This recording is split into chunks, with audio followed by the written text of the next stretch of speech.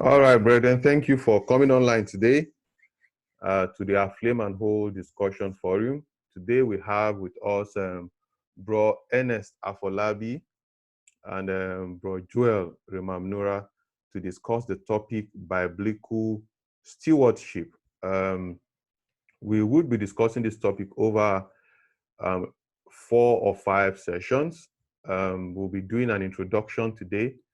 The slides were not actually presented or prepared by me. They were prepared by Elder Godwin Banigo, and it was presented in one of the sessions in a program anchored by Higai International, a national program here in Nigeria. We'll be looking at biblical stewardship. And the first session will be talking about God being the giver and owner of everything. The objective of this discussion today will be to enable us identify God as the source and owner of all the resources and apply ourselves to being managers of the resources that God has entrusted in our hands. To start this, we'll be having Bro Remamnura start up this to tell us. Bro Remamnura, you're welcome. Where did it all begin from? Where did it all begin from?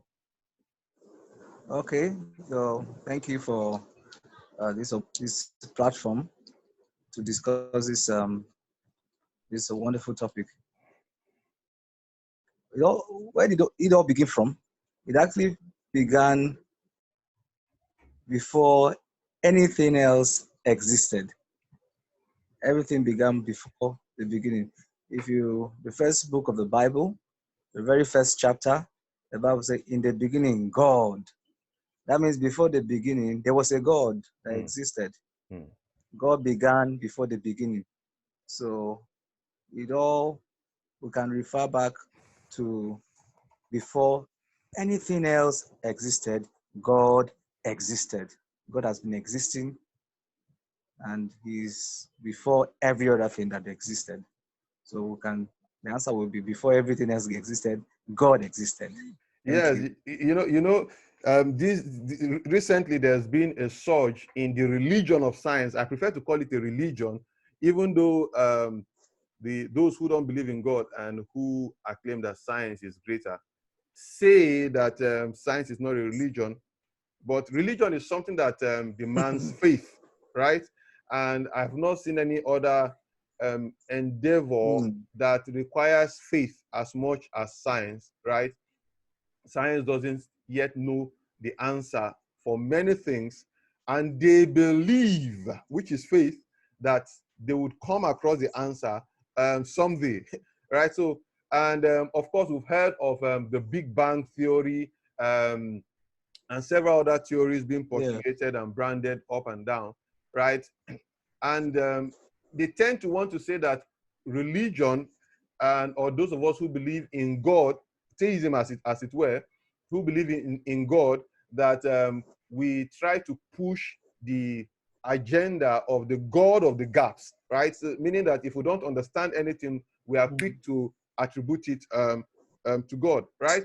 But if you follow that logic halfway, you might want to conclude that God does not exist. If you follow it, dig down and continue that logic to the end, nothing exists by itself, right? And if there's something that exists by itself, then we can say that is God. Every other thing that was created, right, emanated from something. But today we are not discussing apologetics or the likes, right? So let's move on. God actually made everything, right? The skyscrapers, the mountains, the trees, the flowers, the oceans. Are there other things you want to put in here that God created? Brightness. Yeah. God made everything. When you look at that slide, you realize that some of the things that are there were not actually, in quote, made directly by God. Like when you look at those buildings there, those skyscrapers there, one will be tempted to say, God did not make this one. It's not part of the things He created in 7 days. I'm forgetting that God actually planted that ability, that creative ability in man to continue where he stopped the work of creation. So invariably, God created everything. The man who is a sub-creator of God is also made by God. So there isn't anything else that is not made by God.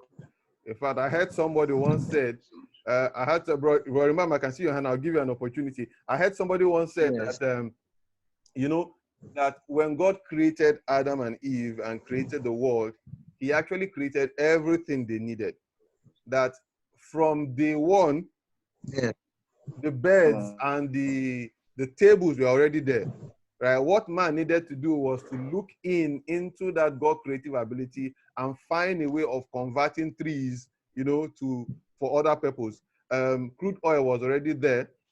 What man needed to do was just find a way of tapping into it, exploring it, you know, mining it, whatever they want to use, then find a way. And by the way, all this technological advancement, whether I would like it or not, it comes from the fact that God has given us intellect. So God actually created everything. But Joy, I want to say. Yes, just that's what the point you're already raising. Just to add to what you're trying to say, just like our brother rightly observed, before God made man, everything, he created every other thing. Then he created man. And even God himself, if you follow the story of creation, in the beginning, when he created the heavens and the earth, every other thing that God created was from what he has already created. The plants came out from the earth, the animals from the earth, and eventually when technology started coming in, it is the materials that God had created that man used to, from the intellect God gave man, he used to create whatever he creates. Man doesn't make anything from nothing. It was only God that existed before the beginning that made everything, the first instance, from nothing. He spoke them into being. He created everything to be from nothing. Then from after that first creation, every other thing was made. Even the slide we have here, the building we have there, is from the materials God has created. True. It's from the sun and every other material. Everything we're using today, even the crude oil, is from the creation. Every other thing is from what God has created. Anything you can point to that they create, the man creates, or whatever you say around, it's made from what God has created. So everything dates back to God. Thank and God you is so not everything dates back to him. Everything, he's the source. He's the source, right? But wait, Bro Ernest, what do you have to say about this slide?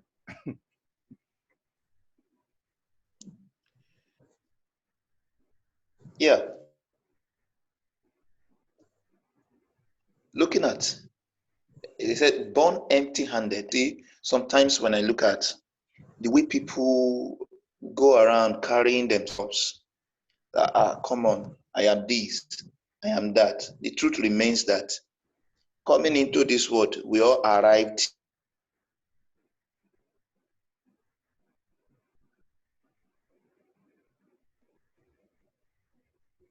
like, but then why don't you just make judicious use of what is in your hand to impact the world before you?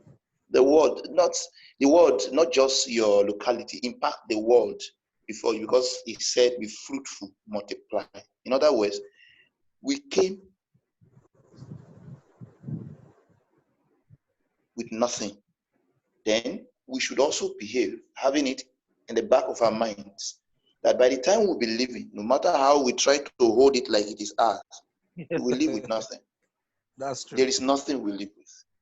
So the Lord will just help us. These are wonderful things that I just hope people will learn a lot from. And this is the more reason why we should understand that we didn't create anything. Number one, we never negotiated our existence in the first instance. We just discovered that we were existing. We never pre-negotiated our existence, right? We were born empty-handed, and we would live empty. It doesn't matter who we are. Recently, we heard of Kobe Bryant, a very wonderful basketballer. He died and he left empty. Our beloved brother Miles Moreau, he died and he left empty. We've had presidents who died and left empty. Recently, during the COVID-19, we had a very powerful person in Nigeria, of the person of Abba Kyari. He died and he left empty. We all, if Christ tarries and doesn't come and we are not caught up with him in the air, we would die and leave empty. It is a reality that has to sink in, that everything we think we own, we don't really own, right? We don't really own it. I dare say that even the nutrients that we think we are having by the things we are eating will go back to the soil, right? It's like we are feeding our body, our physical body, to be, reconverted back to nutrients, and the life cycle continues. The plant speaks of those nutrients, and then another animal or human comes to eat them. Bro Ernest, I can see your hands up. You have something to add there? Yeah, while you were talking, something came to my mind. I remember the late Abacha, the former head of state in Nigeria. You can imagine that after the demise of the late head of state, the recovering of his looted funds are still, in fact, not concluded up to date. But something touched me recently. I asked myself,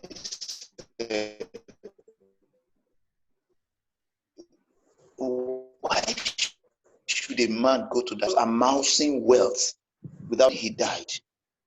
They discovered a warehouse where money was stacked up in packets.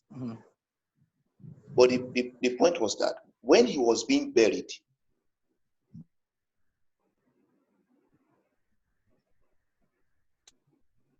there was none of those packets. The guy, nothing. Yeah. Absolutely. There isn't anything a man will go with. The Lord will help us. Yeah, I want to quickly add there that even if you were buried with a golden limousine, actually you were not buried in limousine. The limousine was buried in the ground, right? When we die, the Bible says that it is given unto man who wants to die, and after the judgment, every other golden apparel, golden jewelries that are buried with a man. I remember those days of course, I wasn't alive. From history, we know that when certain people die, some years back, especially a very influential person, perhaps like a king, that they could get some young virgins, some youths, and bury them alive with the person, so that the person helps them in the world to come. Well, the point is that we live and we die empty. Let's move on, because for the sake of our time. In between our birth and death, God loads our lives and hands with many treasures. Whether we like it or not, whether we feel we arrived at those positions or that particular status by our own intellect and our own doing, yes, there are some fact and truth in it. But the point is that God makes these things available to us. The Bible made it very clear that the race is not for the swift. Yeah, the battle is not for the strong, right? In fact, yes, in the New Testament, it said that somebody planted, another person waters, right? Paul and Apollos, but it was God that gave the increase, right? So in between, when we are born and when we die, God loads our lives with many, many treasures. Perhaps I want to discuss some of the treasures, not in detail because we'll be discussing them in subsequent editions, but some of the things that God loads our hands with. I'll start by saying he loads our hands with time, right? Anybody wants to add something? Time is one thing that God gives to us.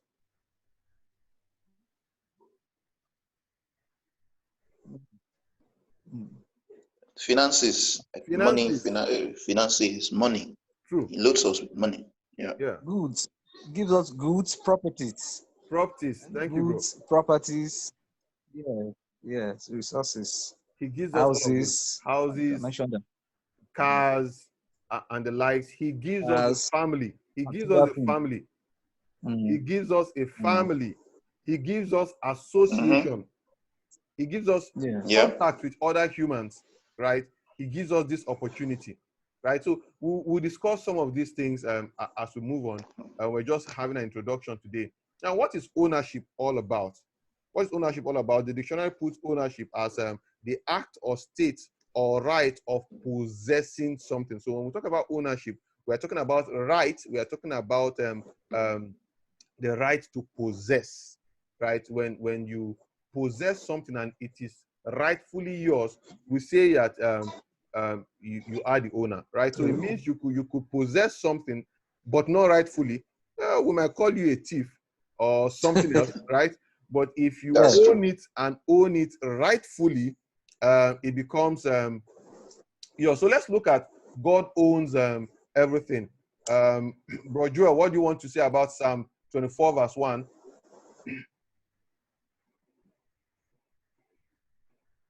Psalm 24 verse 1 is like rightly put this way: the Lord owns. The emphasis here is the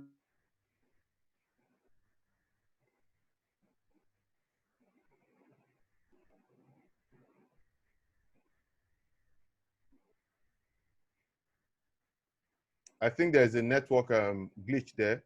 Bro Ernest, can you still hear Bro Joel? Yeah. No. No, all right. So I think he's having yeah, a network issue there. we'll allow that to come. So the Lord owns the earth and all it contains, the And world it and who live in it, contains. right? The Lord, there, for those of us who are Bible students, we know that the Lord, capital Lord, the Almighty, and this, the word to be stressed there is owns. Owns, you know, is a synonym to like not just possessing, but rightfully possessing. The Lord owns the earth and all it contains. All it contains. And when the Bible says all, it means all. All it contains, the world Very well. and all who live in it. He owns them. He owns them, bro Ernest. God created the earth. What do you have to say about Genesis 1:1?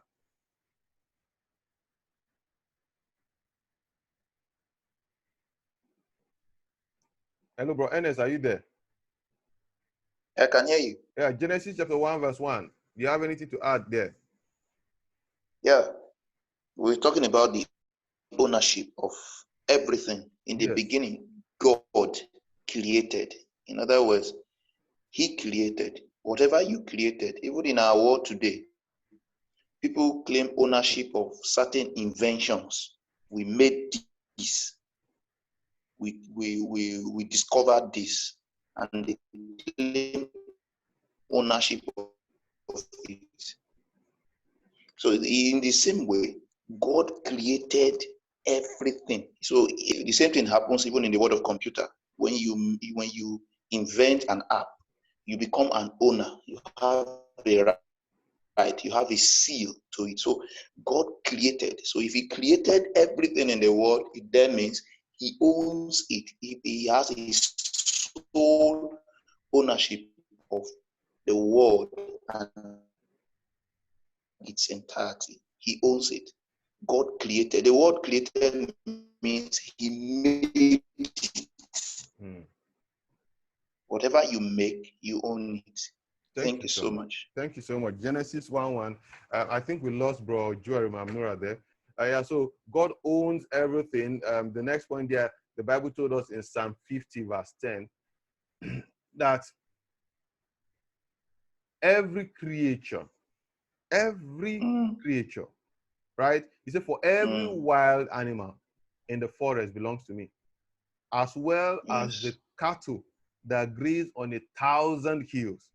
The wild ones, if we want to lay claim to the domesticated animals, if you want to lay claims to the farm animals, what about the wild ones? Who owns the lions?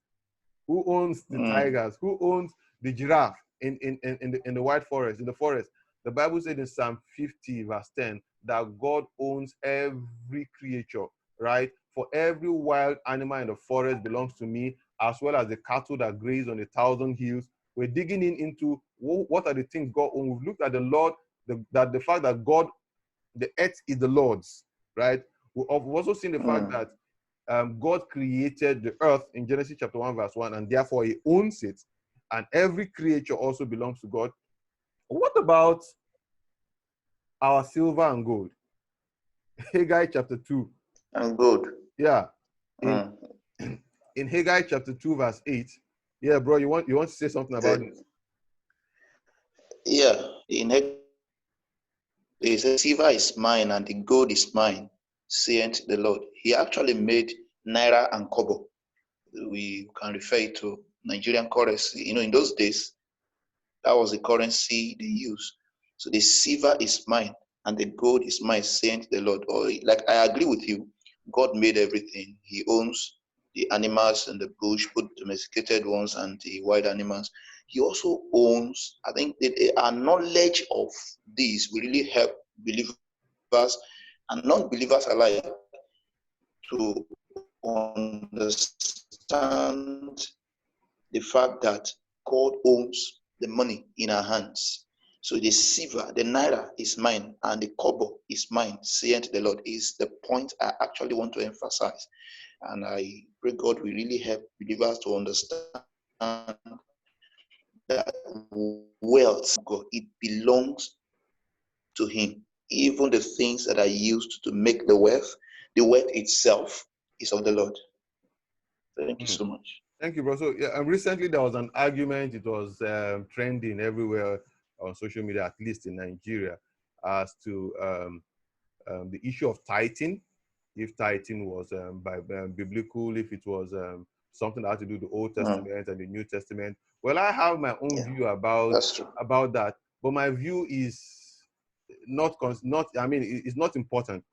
We all need to get to a point where we understand that the silver is God's, the gold is God's, and that He could make demand not just for 10%, but for 100%. The argument was more or less like, if I give God 10%, that is for those who believe that tithing was important and was part of the things that God expected us to do.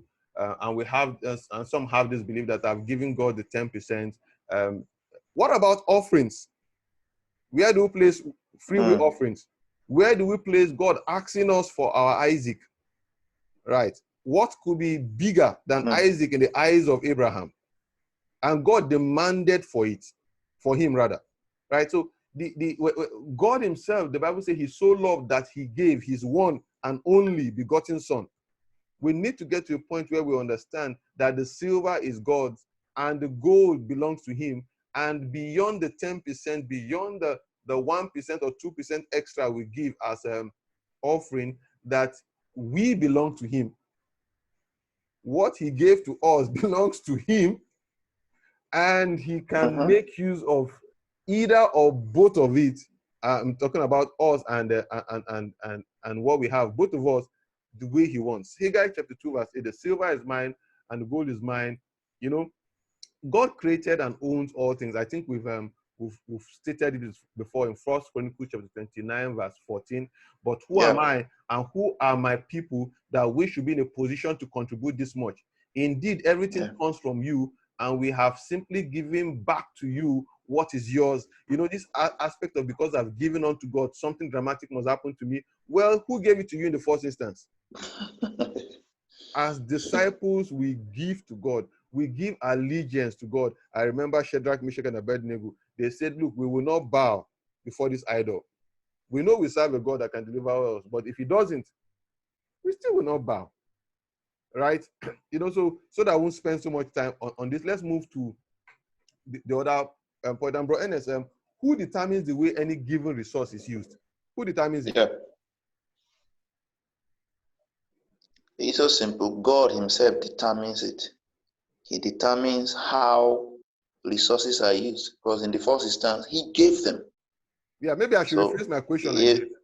Who determines the way a given resource is used? The owner of the resource or the person that has been given the resource to as a trustee? Well, looking at it, God determines how the resources given, the owner of the resources determines how it should be used. Because every manufacturer or an inventor has a manufacturer's manual, or you are advised to adhere strictly to the manufacturer's description of how that product can be used. So the creator determines how the created should be used. The product is determined, the usage of a product is determined by how the producer wants it to be used, or wants it to be used, in the sense that God himself created everything and he determines how it should be used. In this context, I would say that what the resources in our hands are to be used the exact way God wants them to be used. Thank you, my brother. Thank you, my brother. So at the heart of the subject of stewardship is the question of ownership. Remember, we're discussing biblical stewardship, and the word stewardship hasn't come up until now. The heart of the subject of stewardship is the question of ownership, right? Ownership has to be defined for the steward to be able to function properly or appropriately, right? The question of ownership shouldn't have an ambiguous answer, right? The answer should be specific. The answer should be known by all, right? So at the heart of the subject of stewardship is ownership. And I would like to state here that the location of any resource does not change the ownership of that resource, right? If I have a building somewhere in Cape Town and I'm presently somewhere in Lagos, it doesn't change the fact that the building in Cape Town belongs to me. That's right? true. If I have my funds stashed somewhere in a bank, it doesn't, and it's not physically with me, it doesn't remove the fact or change the fact that that fund belongs to me. If I've invested in treasury bills or some other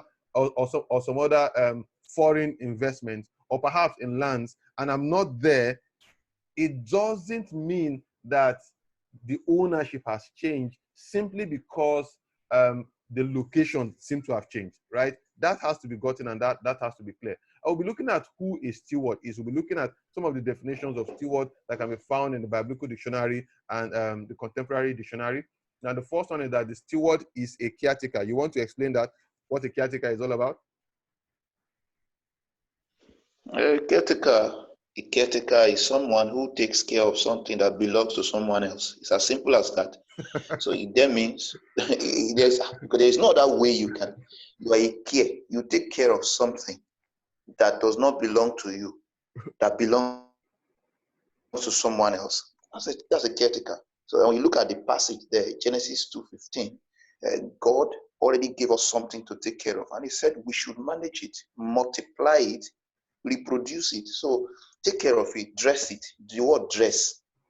So I think that's one key thing I want us to actually, you know, anytime I hear the word caretaker, what comes to my mind is take notice of.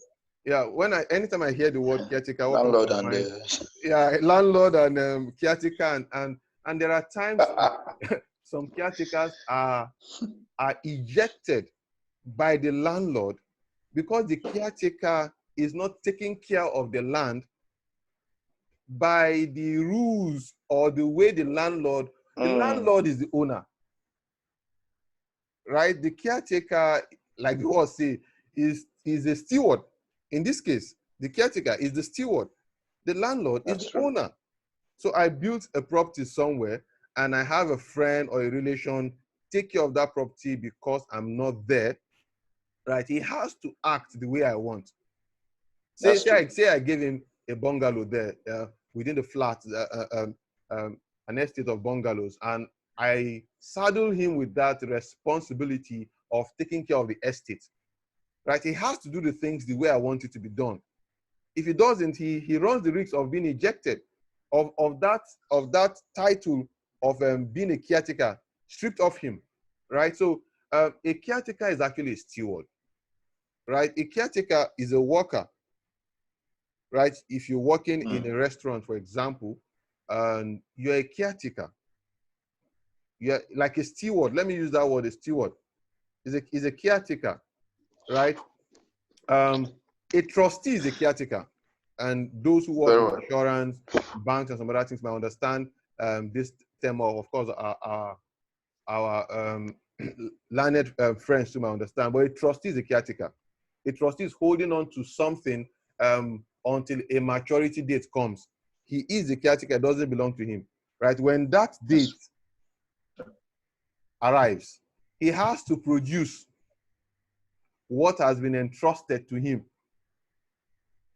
And if what has been given to him, ab initio, is supposed to yield some fruits or some dividends, a trustee is mandated to produce the initial and the dividends. It doesn't belong to him. He might, presently, I think we have such things working in Nigeria where somebody goes to pick a car and use it for Uber or some other things, right? But the car doesn't belong to him. As at that time he's driving the car on the road, it could be a caretaker. You could even say he's a trustee one way or the other if you define trustee loosely, right? But he isn't the owner. What do you have to say about Genesis 1:26-30, where a steward can be seen as a manager?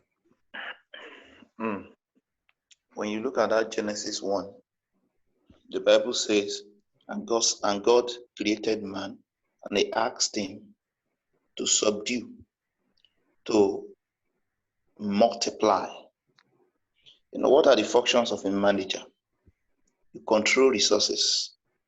You deploy resources where they are needed. You gather resources, then you reproduce resources, you multiply resources. And that's the sole aim of a manager. Every manager wants to multiply what is in his hand at the end of the season, at the end of either a farming season or whatever. So a manager in that context, as stated in Genesis chapter 1, the Bible said God created man and he charged him, he saddled him with the responsibility to reproduce what he has produced, to recreate what he has created. Why? He has given man that creative ability that he has imputed it in man. And he said, reproduce, multiply. That's a manager. A manager has just one aim. Whatever he does, try to command people, control people, persuade people. Whatever he does, he has just one thing in mind: to multiply, to increase output. So God himself is a God of multiplication, and he has put in man that ability. So a steward is seen as a man who takes care of what does not belong to him with the sole aim of multiplying it, making it increase from time to time. Thank you so very much. Thank you so much. Thank you, bro. So, you know, as stewards, what are we to do as we try to wrap up this discussion tonight? We will just read them through because you stated most of them, and I think I also did. A steward is to manage and deploy the resources within his control, right? His care. A steward is to focus on the owner, right? Because the steward isn't the owner, right? He has to do it the way the owner wants it to be done. So his focus should be on the owner. And of course, a steward who wants to do the first part, which is manage and deploy his resources appropriately, must be somebody who is willing to grow his capacity for greater service, right? If you notice the parable Jesus Christ gave, when he gave one talent, the other 2, and the next 5. The one that had 5 and grew it, managed it, and deployed the resources such that he had 5 other talents. The Bible said that he was given more. He was saddled with more responsibility. The one that didn't do well, what he had was taken away from him and given to the one that had more. I can see your hand raised up. You have something to add, bro? Yeah, while you were bringing this point, I remembered what Jesus said in Luke chapter 16 concerning managing that which belongs to someone else. He got to a point where he said, if you are not faithful, you are not doing that which is committed into your hand, who will even give you your own personal thing? You see, a lot of us people always want to be given positions. You are this, even in church. Do you realize that this happens in church, not just in workplaces? Sometimes somebody is preaching, you wish, oh, I am the one that is there. In fact, I should have done it better than this. But sometimes God, there are certain things God looks at. You may not have built capacity to handle what that person can handle. So we've not grown to that point where God can just release. There are certain loads that a child cannot carry. That is why even footballers, you may be 16 years old and you are multi-millionaire, and yet they regulate how you spend money. They don't just allow them to, so that some of them will not kill themselves in clubs, But after a while, you cross, 20 years, they open you up to so many things, investment and all that, because they have not built the capacity to handle such amount of money. So that building capacity is very key. So every steward must understand that he needs, to grow his or her capacity to be given much more to handle in God's house. Thank you so much. Thank you, bro. Thank you, bro. So as stewards, we are to be channels to release his resources. The resources should not come to us and then stop. We are to be channels to release the resources. And because of our capacity, God doesn't punish us. Well, let me not use God doesn't punish us, right? We could say that he doesn't desire that we suffer or we suffer lack or want or depression or frustration simply because our capacity isn't growing enough. Of course, if we are expected to grow capacity and we don't, the repercussions could come. But the angle I'm trying to look at it from is from what happened in the early church of Acts of Apostles, right? The Bible said that they shared everything in common, right? They brought, those that had much brought in, the ones that had few brought in. We could also see that in Exodus, on their way to Canaan land. The Bible said that he provided manna for them, and they were to go and fetch this manna with the Omer. I want to believe the Omer is like maybe a calabash, something, right? They fetched it. And as they came, the Bible made mention of something, that they were not supposed to leave the food overnight. Now, there are some families that when they went to pick this, their Omer, their calabash, as I try to want to visualize it, wasn't big enough to cater for the number in the family. And the next door neighbor or somebody else within the community had a bigger calabash, and now the food is going to last it tomorrow. So what did they do? They shared so that nobody is hungry, right? We also saw that during the Passover, right? The God told them clearly, if you know you cannot finish one lamb, then you go and mix up with another family. The point is that they must eat everything, including the bones and everything, that night, right? But nothing should be left over. And the concept I'm trying to bring out from there is that we are supposed to be channels to release these resources. There are some resources that God has entrusted to us that are not actually meant for us, right? They are supposed to pass through us somewhere else. And when I talk about resources, I'm not talking about just finances. With a lot of desire for prosperity these days, we tend to want to associate everything with money and material wealth. But the resources could be your talents, your ability to sing. Should not be restricted to just you and the mirror or only when you're in the bathroom. You should be able to. You should remember that the sonorous voice, the sweet voice that you have, might be so that you could minister to somebody else, right? Your ability to manage people, right? To be a manager of people shouldn't just end at you managing your immediate family or perhaps just your office. What is happening in the church? What's happening in the society?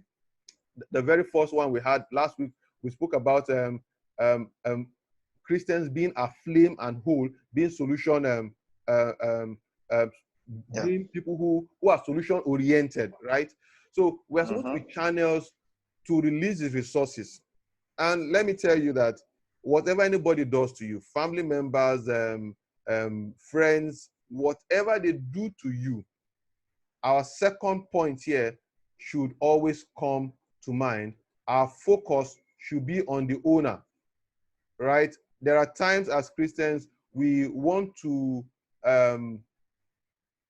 withdraw from using the resources given to us as stewards, simply because another steward did likewise or did something to offend us. Let's use a common example. Say you are in you're a sister, a mother, and you are in what some churches will call sanctuary keepers, and you're in charge of cleaning the church. And you know, I appreciate that, permit you to use ministry, because it's an unseen ministry. Most times they come before every other person comes. We just come and find that the seats are clean, the windows, everything is clean, and we just sit down and lift up holy hands, worship God, criticize the pastor, the choir, and everybody, then stand up and go. Right? Somebody came odd hour, right, to do all of that. Now you might find out that some of them, maybe they get sick or something and nobody visits. What the devil and the world system will tell you to do is that, look, I have been laboring and nobody came to visit me. I will stop cleaning. I'll stop this thing. Right? Your focus should be on the owner, not other people that you're supposed to minister to, not other stewards. What would WWJD, what would Jesus do? That should be it. Or say you're in the choir. The common example we like giving. Say you're in the choir and you were the one who scored the song. You heard the song when you traveled to Benue. Nobody here in your village or locality actually knows the song. You came and you taught the song in the choir, and the choir master, 2 days before the song will be ministered, assigned the lead of that song to another sister. And the sister sang the song powerfully. And people were moved in the spirit, and the Holy Ghost came and manifested. And when the pastor came up, rather than, the pastor just went straight out and said, and started praising the sister who led the song. The devil can easily tempt us. If our focus is not on the owner, we could be boiling. Why didn't the choir master give me that song to lead? I will never teach in the choir again. I will never teach any song again. In fact, I'm no longer in the choir. That is because our focus is on ourselves. If we know that we are stewards, our focus should be on the owner, how he wants the gift to be used. Right? I give another illustration. There's a parable Jesus Christ gave when the owner of a particular tax was looking for people to work in his field. He started calling up people from 9 a.m. in the morning.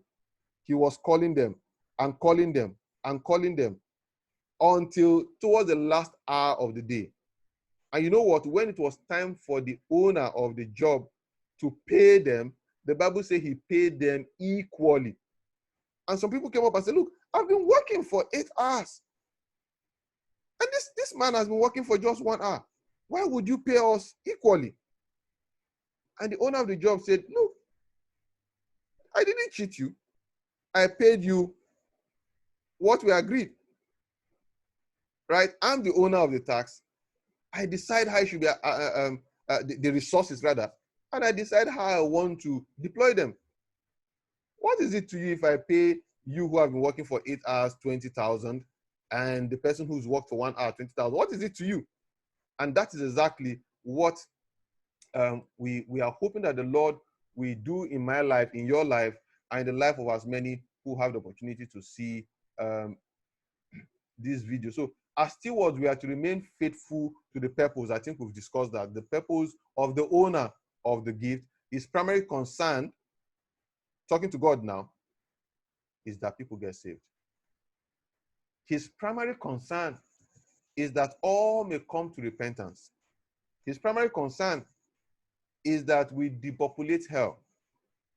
Or depopulate hell by saying, look, we're preaching out, we're reaching out to people and ensuring that souls do not end up in hell. That is the primary concern of the owner of our life, the owner of our gifts, the owner of our resources, the owner of our time. That is the purpose, the primary purpose of that. And we are to invest in this purpose, right? Now we're looking at the owner has rights, right? Bro Ernest, can you see this slide? Do you want to comment on this slide? You said the owner has rights, stewards have responsibility with accountability. You want to comment there? Yeah.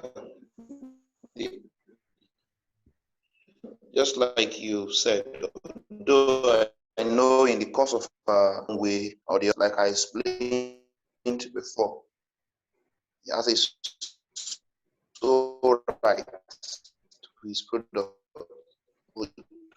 product, have responsibility with accountability. We are giving. You cited several examples while you were talking.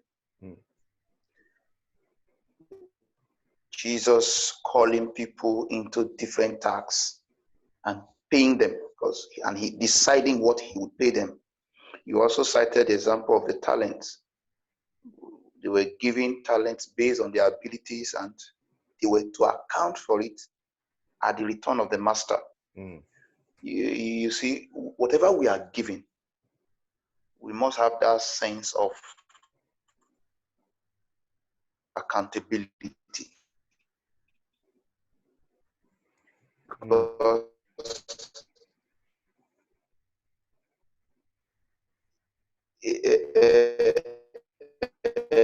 accountability is attached to every resource that we are given. It could be money,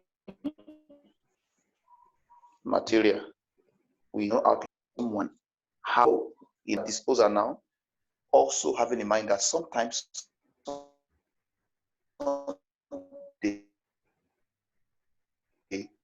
we account for it. The gift of singing or the gift of evangelism, the word of knowledge, he has one thing in mind. And what is it that God has in mind? His ultimate goal is increasing the kingdom and depopulating the kingdom of hell. Now, if we are not channeling our resources, those resources given to us by God, towards that same goal, we might just be disappointed at last. And that's why we must have in mind that we're going to give account. Some of us are giving these things in large measure because God knows that you have the ability to multiply them. Some of us are giving these abilities in a medium scale measure, while some are giving this ability in a very small scale measure. But the fact still remains that it doesn't matter the measure with which God has given you yours. You must account for it. If God knows that through you, through your songs, people will be revived and get back on track. Backsliders will return back on track. And yet, you are just sitting down saying, is it not just the gift of singing a local song? I only know how to sing to the Yorubas. I've tried.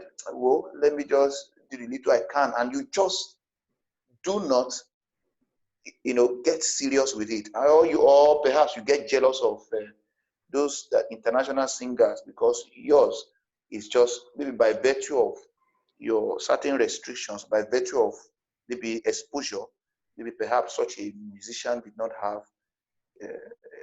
Western education, but he has this ability. He sings so well with Yoruba language, and the people are being blessed.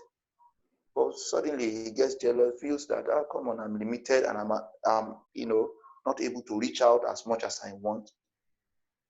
If you get discouraged and relaxed, sometime you will give account of that. So whatever measure with which God has given you an ability, remember, you will account for it with the same measure.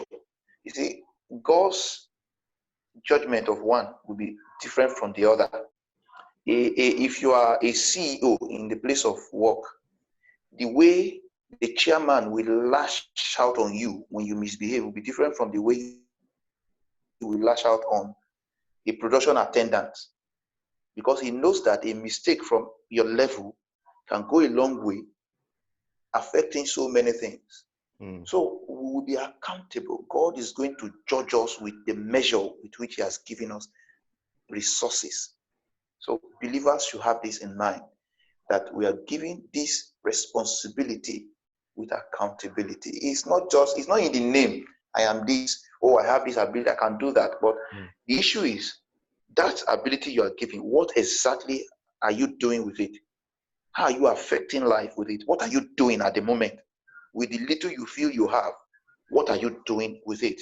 Because it's on the basis of that God will really, really hold you accountable. I pray God will help us. This is a wonderful thing to know that God is watching us on everything that we do. Thank you so much. Thank you so much. We put a recap to this. Our time is fast spent. So we brought nothing into this world. Yeah. God is the owner of everything. The owner determines usage. We are admonished by the discussion today to use his resources for his purpose, and that God's purpose is actually reaching out the lost. Reaching out to the lost. lost. In the lost here is not the lost in terms of just unbelievers, even believers. Yeah.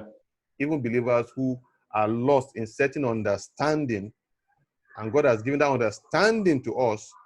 We are to reach out to them. The 99, like Jesus would do. So resources located in our hands are owned by God. They should be released to fulfill God's mandate. That's our closing statement for discussion today. We will be live again next week to pick. We'll begin to pick each of these resources that God has given us: time, material wealth, gifts, and everything. And we'll dig a little bit deeper as the Holy Spirit to give us understanding to look at how we can effectively deploy this thing. Bro Ernest, I want to thank you for being online today. Bro Joel Mamnura was online, and I guess he was joining us all the way from Benue State. Maybe something happened to his network. I thank you, and I pray that we'll be partakers of the blessings, and we ourselves will be good stewards of God's resources. Thank you, bro.